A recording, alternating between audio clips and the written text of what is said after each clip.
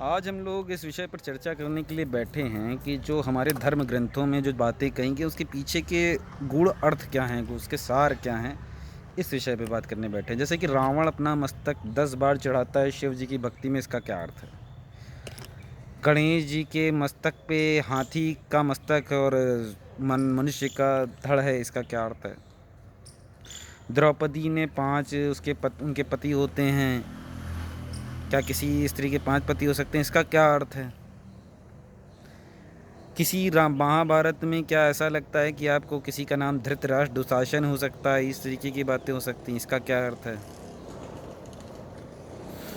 और क्या विभीषण को जब रावण भगा देता है तो क्या उसका सही में अहंकार इतना अधिक होता है कि अपने भाई को भगा देता है, या उसके पीछे जो कहा जाता है घर का भेदी लंका ढाई, क्या इसका क्या अर्थ है? इन सब विषयों पे बात करेंगे। तो पहले हम इस विषय पे बात करते हैं कि जो रावण ने शिव जी की भक्ति में अपना मस्तक 10 बार चढ़ाया, जैसे दशानन, उसीलिए उसको 10 सिर पढ़ लिया, उसका क्या अर्थ है? तो इससे पहले हमें समझना पड़ेगा कि मन, बुद्धि, अहंकार में अहंकार क्या चीज़ है।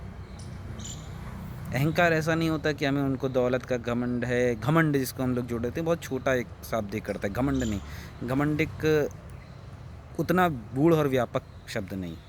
अहंकार जो जो जो हमारा हमारा जन्म हुआ उसके बाद जो हमने जो मेमोरी, जैसे कहा जाए, जो मेमोरी ग्रहण करते हैं, हमारा ये मेरा है, ये मेरा घर है, ये मेरा परिवार है, ये मेरा शरीर है, ये जो पूरी मेमोरी होती है, यादें होती हैं, ये अहंकार होती हैं। याद जिसे कहा जा सकता है, स्मरण, ये पूरी स्मरण जो हमारे दिमाग में स्टोर की जा सकती है, इसे मेमोरी कह रहे हैं। वो एक तरीके से अहंकार है। सदगुरु जग्गी वासुदेव ने इस पर अच्छी व्याख्या की है। तो जो भक्त रावण भक्ति में अपने अस्तित्व को 10 बार भूल जाए, 10 बार मिटा दे अपने अस्तित्व को, अपने को पूरी तरीके से समर्पित कर दे ईश्वर में, उसके लिए पूरा शरीर मिटाने की ज़रूरत नहीं है। आपका सारा सब कुछ जो आपके बारे में जानकारी है, जो अहंकार है, वो आपके मस्तिष्क में विराजमान है। तो इसीलिए उसका संकेत दिया जा रहा है कि सिर को 10 बार चढ़ा दिया, मतलब उसने अहंकार, अपने अस्तित्व को 10 बार चढ़ा दिया, भेंट कर दिया, इसका अर्थ ये। दूसरी बात आती है गणेश जी का, जब मस्तक काट के उस पर हाथी जी का मस्तक लगा दिया जाता है, तो हमें उससे पहले देखना पड़ेगा कि गणेश जी का निर्माण किससे होता है? शक्ति से, माता पार्वती से, शक्ति का जो है। और उस शक्ति के उनको आज्ञा दी जाती है कि द्वार पर पहरा देना है, किसी को आने नहीं देना। वो किसी को नहीं देख रहे होते, वो शक्ति किसी को, जैसे आप देखिए एक पहाड़, एक आकाश से गिरती हुई जो शक्ति होती है, जो बिजली होती है, वो किसी भी चीज़ को ख़त्म कर सकती है। वो कहीं किसी में उसमें दिशा नहीं होती। और यही तार में बहती हुई जो बिजली होती है, करंट होता है, उसमें कुछ आप उससे कुछ उपयोग ले सकते हैं। शक्ति जो अमर्यादित, अनकंट्रोल्ड हो, वो कहीं पे विनाशकारी हो सकती है। देव यहाँ पर किसी एक मर्यादा का द्योतक है। जब वो आते हैं, महादेव आते हैं, विष्णु आते हैं, सब कोई आ रहा होता है, लेकिन वो उनसे युद्ध करने को शक्ति तैयार हो,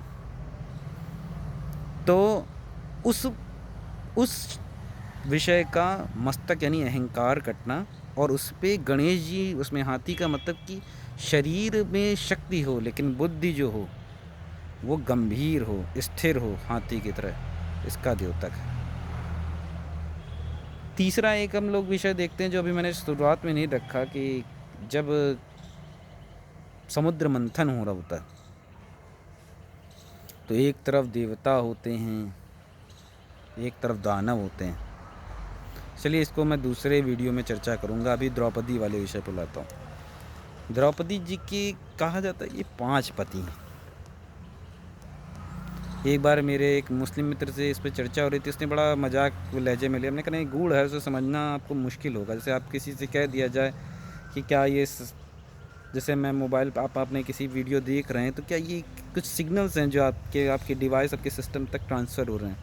अगर किसी फर्स्ट के बच्चे से आप ये समझाएंगे तो वो उसको लगेगा ये बेवकूफ़ी भरी बातें हैं। क्वांटम फिज़िक्स अगर आप किसी को समझाने लग जाएंगे जो बिल्कुल नहीं जानता, उसको ये बिल्कुल अनसुलझी अजीब सी बात लगेगी, जादू या अजीब सी बात लगेगी।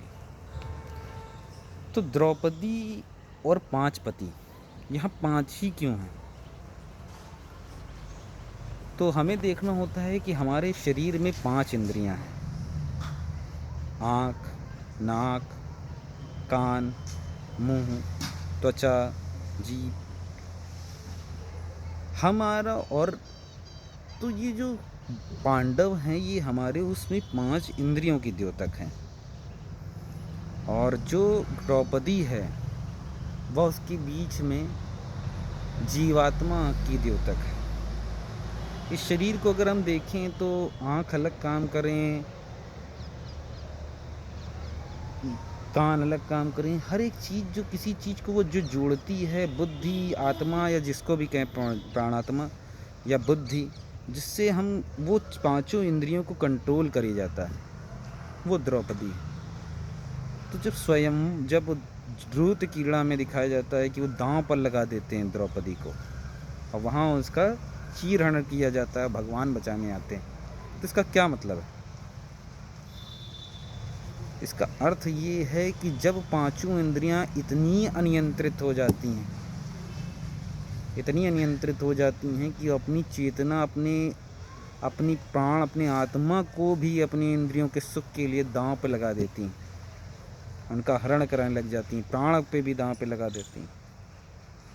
तो उस आत्मा को बचाने के लिए, इंद्रियों को नियंत्रित करने के लिए स्वयं जो बचाते हैं कृष्ण भगवान, वो उस परमात्मा के अंशक हैं। आत्मा को बचाने परमात्मा आती है उसकी लज्जा का। तो ये सब कुछ गूढ़ विषय हैं जिनको मैंने आपके बीच में चर्चा में रखा। आगे भी अगर ये आपको पसंद आता है तो मैं आगे भी इस चीज़ को रखूँगा। धन्यवाद।